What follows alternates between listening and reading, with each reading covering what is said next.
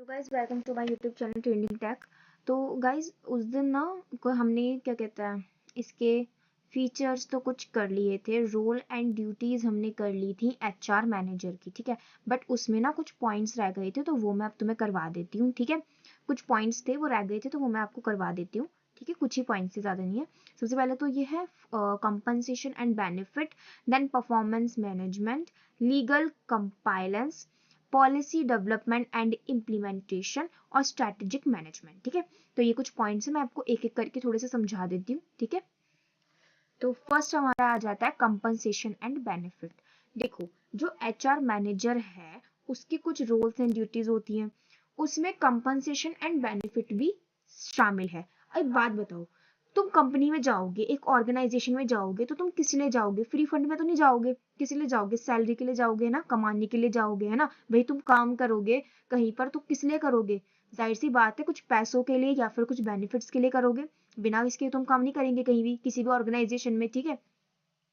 हाँ, कुछ ऑर्गेनाइजेशन होती हैं जैसे एनजीओ होते हैं जहाँ पे हम किसी निस्वार्थ भाव से काम करते हैं, तो उसमें भी सबकी अलग अलग वो होती है। कोई तो क्या करता है, अपने कुछ क्या कहते हैं, कुछ पावर पाने के लिए, है ना, कुछ क्या कहते हैं पोजीशन पाने के लिए करता है। और कोई कोई क्या करता है, अपने निस्वार्थ भाव से, क्योंकि उसे देश की सेवा करनी है, समाज की सेवा करनी है, इसलिए करता है। बट अगर हम ज्यादातर ऑर्गेनाइजेशन में देखें जो प्रॉफिट मेकिंग होती हैं, उसमें जब हम जाते हैं एज एम्प्लॉय या फिर एज वर्कर, जब जाते हैं तो या तो हम कुछ कमाने के लिए या फिर बेनिफिट के लिए जाते हैं, है ना। बिना इन चीजों के तो हम नहीं जाने वाले, है ना, कोई भी नहीं जाने वाला। या फिर कोई भी कुछ भी हो, किसी ना किसी बेनिफिट के लिए किसी भी ऑर्गेनाइजेशन से वो जुड़ता है ना। को बहुत ही कम लोग होते हैं जो बिना बेनिफिट के कुछ करते हैं, बाकी ज्यादातर सब लोग बेनिफिट के लिए ही जुड़ते हैं। वैसे अगर हम एनजीओ की बात करें उसमें भी ज्यादातर लोग बेनिफिट के लिए होते हैं, ठीक है, कि उन्हें कुछ ना कुछ पोजीशन या फिर कुछ ना कुछ तो मिल ही रहा होगा, बेनिफिट तो मिल ही रहा होगा जब भी जुड़ रहे हैं, है ना। बाकी अगर वो निस्वार्थ भाव से भी कर रहे हैं तो उनका ये वो है कि हमें समाज के लिए कुछ करना है इसलिए जुड़ रहे हैं, ठीक है। बट ज्यादातर अगर हम प्रॉफिट मेकिंग की बात करें तो प्रॉफिट मेकिंग के लिए लोग सिर्फ किस लिए जुड़ते हैं, या तो हमें क्योंकि हमें सैलरी मिलेगी तो इसलिए हम वहां पे जॉब करना चाह रहे हैं, या फिर हमें कोई पोजीशन मिल रही है, ठीक है। उसमें वैसे जॉब भी एक तरह से वो पैसे के लिए ही हो गया। तो हमारे ना कंपनसेशन एंड बेनिफिट अगर हमें मिलते हैं तो ही हम किसी ऑर्गेनाइजेशन से जुड़ते हैं, ठीक है। अब वो कई तरह से हो सकते हैं। कंपनसेशन या बेनिफिट में एक तरह से परफॉर्मेंस अप्रेजल हो गया, या फिर बेनिफिट तो बहुत तरह के होते हैं, है ना। हमें मेडिकल अलाउंस मिल गया, तो ये सब भी बेनिफिट का ही हिस्सा होते हैं, राइट। तो जरूरी नहीं है कि हम सिर्फ पैसों के लिए बोल रहे हैं, बेनिफिट तो एम्प्लॉयज को किसी भी तरह से मिल सकता है। तो कंपनसेशन बेनिफिट ये भी क्या है, एक एचआर मैनेजर की ड्यूटी है कि वो अपने एम्प्लॉयज को क्या दे, कंपनसेशन दे, अपने एम्प्लॉयज को बेनिफिट दे। अब इससे क्या होगा, एक बात बताओ, अगर एक मैनेजर अपने एम्प्लॉयज को कंपनसेशन देगा, बेनिफिट देगा, तो एम्प्लॉय मोटिवेट होंगे नहीं होंगे? बिल्कुल होंगे, है ना, मोटिवेट होंगे। और अगर एम्प्लॉय मोटिवेट हो जाते हैं तो ऑर्गेनाइजेशन का जो प्रोडक्टिव जो ऑर्गेनाइजेशन की जो प्रोडक्टिविटी है वो बढ़ेगी, है ना। ऑर्गेनाइजेशन की प्रोडक्टिविटी जब भी तो बढ़ेगी जब भी एम्प्लॉय मोटिवेट रहेगा, और अगर एम्प्लॉय ही मोटिवेट नहीं रहेगा तो फिर ऑर्गेनाइजेशन की प्रोडक्टिविटी वैसे भी नहीं बढ़ने वाली, राइट। सो इसीलिए एक एचआर मैनेजर को अपने एम्प्लॉयज की नीड के बारे में जरूर हमें ध्यान देना चाहिए, ठीक है। एक नीड को समझना चाहिए, नीड को ध्यान देना चाहिए, ठीक है। जब भी तुमने देखा होगा कि देखो एम्प्लॉयज की क्या होती है, अलग अलग नीड होती है, ठीक है। बट अगर हम उन्हें कुछ उनकी नीड फुलफिल कर दे तो वो मोटिवेट हो जाएंगे, राइट। तो इसीलिए एचआर मैनेजर की ये भी एक ड्यूटी है, ठीक है। नाउ वैसे ये एक एचआर मैनेजर का एक रोल है, फंक्शन है, ठीक है। तो ये एचआर मैनेजर को करना होता है। नाउ नेक्स्ट आ जाता है परफॉर्मेंस मैनेजमेंट। अब देखो परफॉर्मेंस मैनेजमेंट क्या है, देखो परफॉर्मेंस मैनेजमेंट का मतलब है कि ये क्या है, परफॉर्मेंस मैनेजमेंट का मतलब होता है they are responsible for developing and implementing performance appraisal system to evaluate employees performance, ठीक है। This function involves setting objectives, managing performance feedback and recognizing employees achievement। ये क्या होता है, परफॉर्मेंस मैनेजमेंट का मतलब होता है कि एम्प्लॉयज की परफॉर्मेंस को समझना, एम्प्लॉयज की जो परफॉर्मेंस है, एम्प्लॉय की जो क्या है वो कैसा परफॉर्म कर रहा है उसको इवेल्युएट करना। देखो हर ऑर्गेनाइजेशन में ना कुछ अलग अलग तरह के एम्प्लॉयज होते हैं। कुछ एम्प्लॉयज होते हैं जिनका वर्क पर बहुत ध्यान होता है ना, कि नहीं हम जितना अच्छा वर्क करेंगे हमें उतना ज्यादा क्या मिलेगा, परफॉर्मेंस अप्रेजल मिलेगा, उतनी ज्यादा हमें फिर बेनिफिट्स भी मिलेंगे। लेकिन कुछ एम्प्लॉय क्या होते हैं कि भाई आए गए, हम ऑर्गेनाइजेशन में हम सुबह सुबह उठ के हम गए, काम किया, थोड़ा बहुत जो भी हमें काम मिला वो किया और आ गए। उन्हें मतलब ही नहीं होता, उन्हें अपने वर्क करने से भी ज्यादा मतलब नहीं होता, बस ऐसे ही काम चलाओ वर्क कर रहे हैं कि जी पैसे मिल रहे हैं तो वर्क तो करना है, तो इसलिए थोड़ा बहुत वर्क कर दिया, ठीक है। तो इसीलिए ना दो तरह से होते हैं। तो बात बताओ, क्या दोनों को ही सेम तरह से बेनिफिट मिलनी चाहिए? एक तो जो बहुत पूरा दिन पूरा काम करने में पूरा दिन काम कर रहा है, और एक जो काम ही नहीं कर रहा, तो क्या दोनों को एक तरह से बेनिफिट मिलने चाहिए? नहीं। तो इसलिए हमें परफॉर्मेंस मैनेजमेंट करना चाहिए। जो एम्प्लॉय ज्यादा वर्क कर रहा है उसे ज्यादा बेनिफिट मिलने चाहिए, राइट। तो इसीलिए परफॉर्मेंस मैनेजमेंट करता है एक मैनेजर, वो इवेल्युएट करता है कि मेरा कौन सा एम्प्लॉय ज्यादा काम कर रहा है। अगर एक एम्प्लॉय ज्यादा काम कर रहा है तो उसे ज्यादा बेनिफिट मिले, दूसरा एम्प्लॉय कम काम कर रहा है तो उसे कम बेनिफिट मिले, है ना। उसके हिसाब से तो बेनिफिट मिलेगा, राइट। तो परफॉर्मेंस के हिसाब से मिलना चाहिए, ठीक है।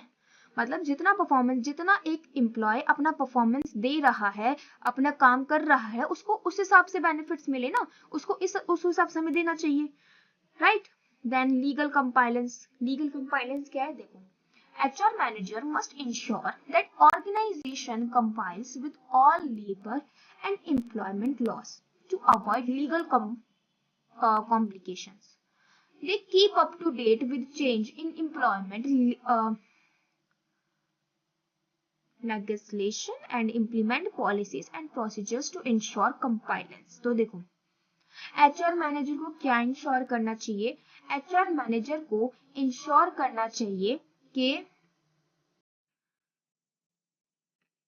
देखो, HR मैनेजर को ना क्या करना चाहिए? HR मैनेजर को इंश्योर करना चाहिए कि उसके जो रूल्स एंड रेगुलेशंस है ना, वो एम्प्लॉय के मतलब नीड के अकॉर्डिंग होनी चाहिए। एक तरह से नीड भी नहीं तो देखो, ये तो होना चाहिए कि एम्प्लॉय को ना कोई दिक्कत ना हो, ठीक है। मान लो HR मैनेजर है, उसने क्या बना रखा है कि जो मीटिंग होगी वो इस टाइम पे होगी, और अगर कोई 1 मिनट भी लेट हुआ तो उसको फिर अंदर नहीं आने दिया जाएगा, है ना। तो ये तो सही बात है ना। इससे क्या होगा, सारे के सारे एम्प्लॉयज क्या होंगे, टाइम पर पहुंचेंगे मीटिंग में, ठीक है।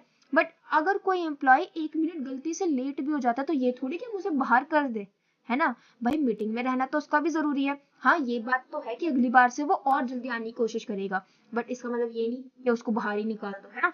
या फिर कोई कुछ रीजंस की वजह से अपनी, या फिर एक एम्प्लॉय है जिसकी तबीयत खराब है और वो अच्छे से काम नहीं कर पा रहा, तो ये थोड़ी कि उस दिन उसके पैसे काटो या फिर उस दिन उसे वो डिमोटिवेट नहीं करना, एक तरह से, है ना। एम्प्लॉयज को नीड भी समझनी है, एम्प्लॉयज को समझना भी है कि अगर वो काम नहीं कर रहा या अगर कोई दिक्कत हुई है तो क्यों हुई है, ठीक है। तो रूल्स एंड रेगुलेशन ये नहीं कि उनको परेशान करने के लिए हूँ कि भाई तुम्हें इतने टाइम पर आना है तो इतने टाइम पे आ जाओ, या फिर कुछ काम दिया तो उसको एक दिन में पूरा करो। मान लो किसी एम्प्लॉय को काम दे दिया कि तुम्हें इतनी सारी फाइलें हैं, इतनी सारी फाइलों को तुम्हें इसको एक पूरी फाइल बनानी है, ठीक है, और वो सिर्फ एक दिन में बनानी है, तो जाहिर सी बात है एक एम्प्लॉय एक दिन में नहीं कर पाएगा, ठीक है। जो 4 जनों का काम है, 5 जनों का काम मिलके एक वो फाइल बनाते, वो कोई एक इंसान मिलके इतनी सारी फाइलें नहीं बना सकता ना, है ना।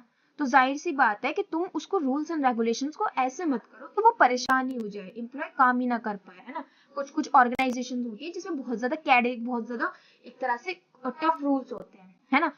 बहुत ज्यादा वैसे रूल्स होते हैं कि जिनको एम्प्लॉय कभी फुलफिल ही नहीं कर पाता, कभी वो कर ही नहीं पाता, है ना। और इसलिए फिर उन्हें डांट पड़ती है या फिर वो उन्हें फिर फाइन वगैरह लगते हैं, तो फाइन वगैरह रखते हैं उनके, तो उस वजह से क्या होता है ना, एम्प्लॉयज बहुत ज्यादा डिमोटिवेट हो जाते हैं। तो rules and regulation her company में ऐसे होने चाहिए जिससे कोई एम्प्लॉय क्या हो, परेशान ना हो, ठीक है।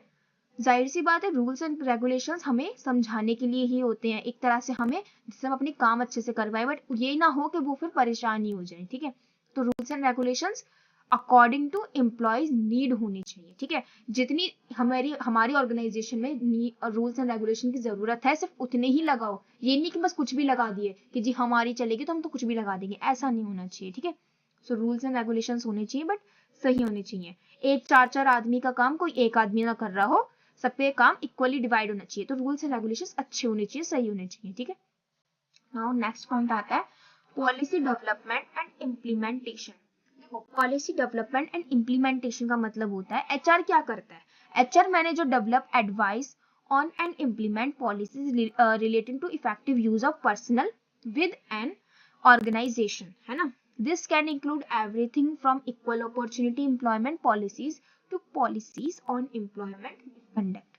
तो क्या है ये, एचआर मैनेजर क्या करता है, डेवलप करता है, ठीक है ना, डेवलप करता है, एडवाइस देता है, इम्प्लीमेंट करता है पॉलिसीज, है ना, जो कि किससे रिलेटेड हो, relating to effective use of personnel with an organisation, ठीक है। पर्सनल विद एन ऑर्गेनाइजेशन मतलब कोई भी बंदा, कोई भी ऑर्गेनाइजेशन में कोई भी है, वो क्या कर पाए, अपना इफेक्टिवली काम कर पाए एक ऑर्गेनाइजेशन में। तो जाहिर सी बात है, ये जो पॉलिसीज वगैरह है, ये इम्प्लीमेंट कौन कर रहा है, यहाँ पे हमारा एचआर मैनेजर इम्प्लीमेंट कर रहा है ना। तो ये क्या होनी चाहिए, this can include everything from equal opportunity employment policies to policies on employment misconduct, ठीक है। यहाँ पे जो भी हमारी क्या कहते हैं पॉलिसीज होनी चाहिए, वो क्या करनी चाहिए, इंक्लूड करनी चाहिए एवरीथिंग फ्रॉम इक्वल अपॉर्चुनिटी, और साथ ही साथ जो पॉलिसीज हैं वो मिसकंडक्ट नहीं होनी चाहिए, ठीक है। नेक्स्ट आता है स्ट्रेटेजिक मैनेजमेंट। स्ट्रेटेजिक मैनेजमेंट क्या है, स्ट्रेटेजिक मैनेजमेंट है more and more HR manager are involve in strategic decision relating to organizational direction and strategy. They have role in discussion about organizational structure, in developing organizational culture and in managing change.